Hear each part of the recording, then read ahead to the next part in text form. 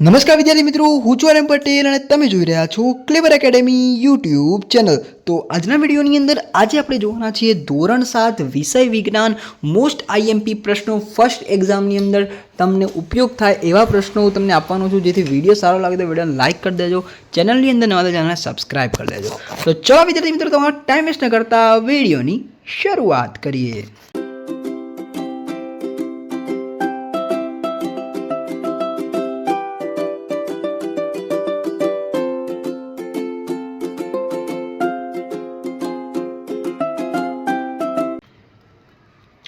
તો વિદ્યાર્થી મિત્રો, હજુ સુધી તમે એસએસનો વિડીયો નથી જોયો તો જાઓ અને જોઈ લો। આપણે એસએસના મોસ્ટ ટાઈમ બી આપી દીધા છે। ઓકે, આપણે કોઈ ટાઈમ પાસ નહીં કરતા, ફટાફટ 7 થી 8 મિનિટનો વિડીયો હશે, ફટાફટ જોઈને આવી જાઓ, વિજ્ઞાનનો વિડીયો કન્ટિન્યુ કરો।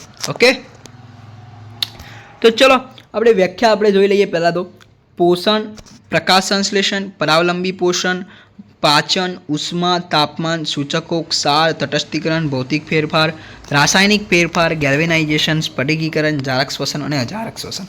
આમાંથી મોસ્ટ આઈએમપીની વાત કરું તો પોષણ અને પ્રકાશ સંશ્લેષણ મોસ્ટ આઈએમપી થઈ જશે, ઉષ્મા તાપમાન મોસ્ટ આઈએમપી થઈ જશે, ક્ષાર મોસ્ટ આઈએમપી થઈ જશે, તટસ્થીકરણ તો પૂછાશે જ। ઓકે, રાસાયણિક ફેરફાર મોસ્ટ આઈએમપી થઈ જશે, જારક અને અજારકમાંથી એક પૂછાઈ શકે છે। ઓકે, આ થઈ ગઈ વ્યાખ્યા। વાત કરી લઈએ હવે તફાવત। પરોપજીવી અને મૃતોપજીવી, સ્વાવલંબી સજીવો અને પરાવલંબી સજીવો, લીલ અને ફૂગ, નાનું આંતરડું, મોટું આંતરડું, clinic thermometer, laboratory thermometer, acid, base, acid, ક્ષાર, ભૌતિક ફેરફાર, રાસાયણિક ફેરફાર, શ્વાસોશ્વાસ, શ્વસન, જારક શ્વસન, અજારક શ્વસન, ઉષ્મા અને તાપમાન।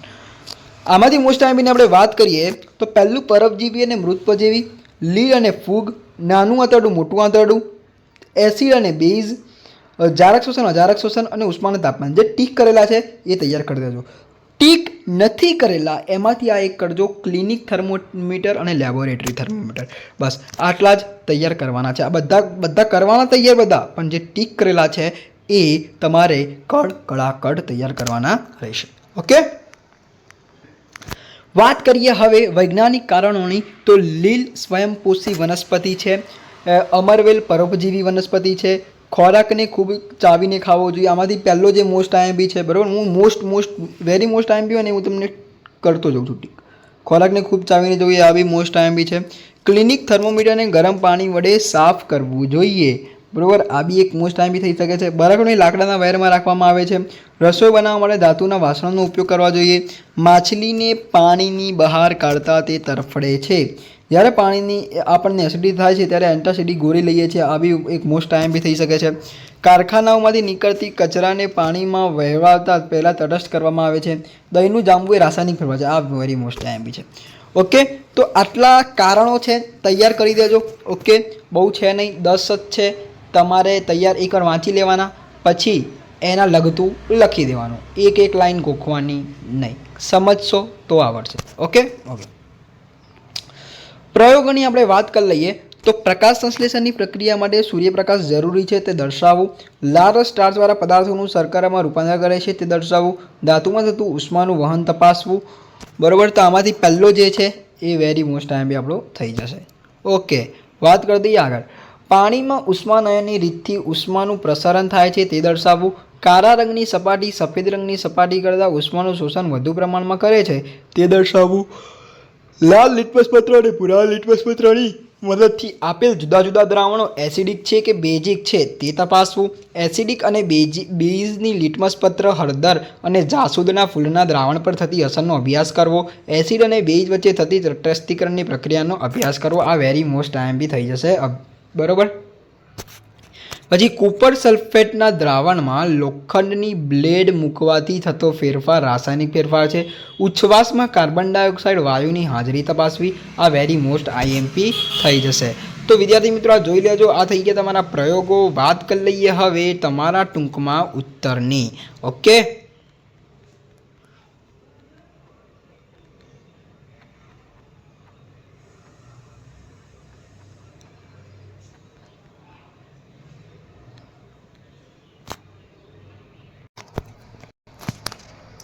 ઓકે, તો હવે આપણે વાત કરીશું ટૂંકમાં ઉત્તરની। તો સજીવોને ખોરાક લેવાની જરૂર શા માટે હોય છે, ફૂગ કઈ રીતે લાભદાયક હોય છે, આ બંને વેરી મોસ્ટ આઈએમપી થઈ જશે। સહજીવન એટલે શું, ઉદાહરણ આપી સમજાવો। વનસ્પતિ પ્રોટીનનું સંશ્લેષણ કઈ રીતે કરે છે? પ્રકાશ સંશ્લેષણની ગેરહાજરીમાં પૃથ્વી પર જીવન શક્ય નથી. વિધાન સમજાવ. Very most IMP. રસાંકુરો એટલે શું? તેનું સ્થાન અને કાર્ય. Most IMP. મનુષ્યની પાચનતંત્ર દર્શાવતી આકૃતિના નામ નિર્દેશન. આ બી મોસ્ટ આઈએમપી છે. જઠરની રચના. Most IMP. મોટા આંતરડાની રચના અને કાર્યો સમજાવો. આ બી મોસ્ટ આઈએમપી. મેં એવા જ પ્રશ્નો અહીંયા ઇન્ક્લુડ કરેલા છે કે જે મોસ્ટ આઈએમપી હોય, તમારા પેપરની અંદર હોય. ઓકે. ઘાસ ખાનારા પ્રાણીઓમાં થતી વાગોરવાની ક્રિયા સમજાવો. ઘન પદાર્થોમાં થતું ઉષ્માનયન સમજાવો. આ બી એક મોસ્ટ આઈએમપી થઈ શકે છે. ક્લિનિક થર્મોમીટર ઉપયોગ કરતી વખતે કઈ બાબતો ધ્યાનમાં રાખવી જોઈએ? ક્લિનિક થર્મોમીટરમાં ખાંચનું કાર્ય શું છે? લેબોરેટરી થર્મોમીટર વડે પદાર્થનું તાપમાન માપતી વખતે કઈ કઈ બાબતોની કાળજી રાખવી જોઈએ? એક ઉદાહરણની મદદ વડે તટસ્થીકરણની પ્રક્રિયાનું વર્ણન કરો. તટસ્થીકરણની પ્રક્રિયા આખી જે તમારે ઉદાહરણ લખવું પડે. ઓકે, વેરી મોસ્ટ આઈએમપી છે. એસિડના 2 ગુણધર્મો જણાવો. આ વેરી મોસ્ટ આઈએમપી તમને કેમ કહું છું? જે તટસ્થીકરણની જે પ્રક્રિયા જે છે, એસિડ બેઝ ક્ષારવાળું જે ચેપ્ટર છે, આખું ધોરણ 10ની અંદર આવે છે. એટલે ધોરણ 7ની અંદર વિજ્ઞાનની અંદર ચેપ્ટર નંબર 4 ઉપર જો તમે ફોકસ કરી દીધું તો ધોરણ 10ની અંદર તમને તકલીફ નહીં પડે. ઓકે, ગોખવું નહીં પડે. ઓકે, સમજ્યા?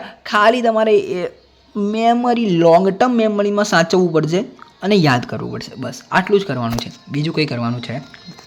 ઓકે, આવી જાઓ આગળ. આપણે તટસ્થ પદાર્થો એટલે શું? ઉદાહરણ આપી સમજાવો. ઓઝોન સ્તરની અગત્યતા. Very most IMP.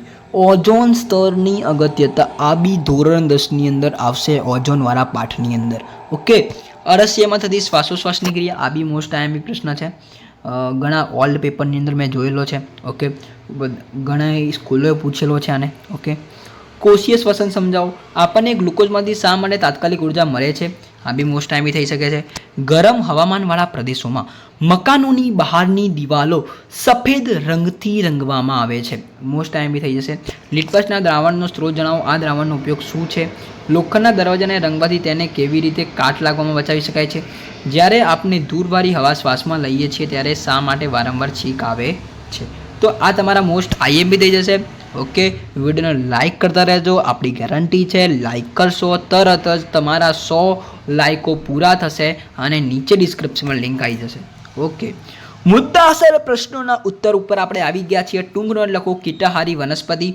નાના આંતરડામાં થતી પાચન ક્રિયા. આ મોસ્ટ આઈએમપી તમારો સાબિત થઈ શકે છે. કોપર સલ્ફેટના સ્ફટિકો કેવી રીતે બનાવવામાં આવે છે તેનું વર્ણન કરો. લોખંડને કટાવવાના ઉપાયો જણાવો. શ્વસનના 2 પ્રકારો ઉદાહરણ આપી સમજાવો. માછલીમાં થતી શ્વાસોશ્વાસની પ્રક્રિયા સમજાવો. તો બસ આટલા પ્રશ્નો છે. મુદ્દાસર તૈયાર કરી દેજો. બહુ ઓછા પ્રશ્નો છે. વિડીયો સારો લાગે તો વિડીયોને લાઇક કરી દેજો. ચેનલની અંદર નવા તો ચેનલને સબસ્ક્રાઇબ કરજો. બેલ આઇકનને જરૂરથી પ્રેસ કરજો. મળીશું નેક્સ્ટ વિડીયોમાં. ત્યાં સુધી good bye, take care, all the best.